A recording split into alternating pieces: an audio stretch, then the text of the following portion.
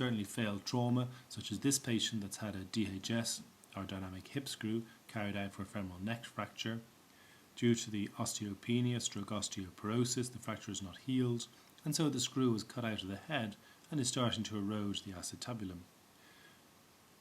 Because of the nature of this injury and the previous surgery, she required a revision type implant, which is a restoration hip, and did very well long term.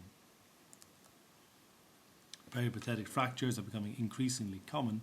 The photograph on the left shows a loose Charnley hip replacement, which then fractured around the thin osteoporotic bone, and because of the fracture and the loose prosthesis, it couldn't simply be repaired, and so the whole implant was revised using a long stem restoration hip with a supportive metal plate and cables on the side. This shows gross destruction of the femoral head and superior acetabulum with OA, and so a normal hip replacement could not be carried out. So this patient then had to have a mesh to form a new wall on the side of the acetabulum with bone graft derived from their own femoral head, and then a cemented exeter stem. That patient did very well. This is a further revision case, but this is a non-trauma one. This is a patient who had a very loose acetabulum, but a reasonably well fixed old Charnley stem. So in order to revise the acetabulum, the stem was removed, all the surrounding cement also removed, and an uncemented cup inserted.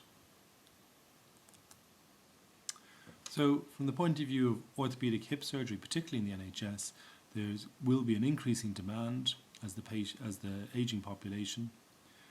Implant costs are always difficult.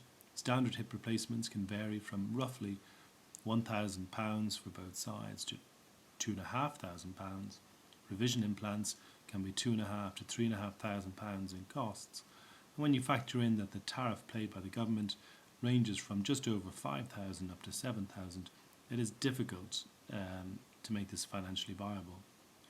It's further complicated by the relevant treatment centres cherry-picking the fitter patients so that the NHS trusts are left with patients with high morbidity and complication rates, as well as the increasing local direct referrals to hip units and GP booking, leading to increasing waiting times.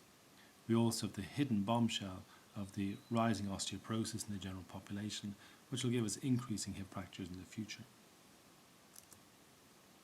So in summary, it's important to develop a comprehensive hip service.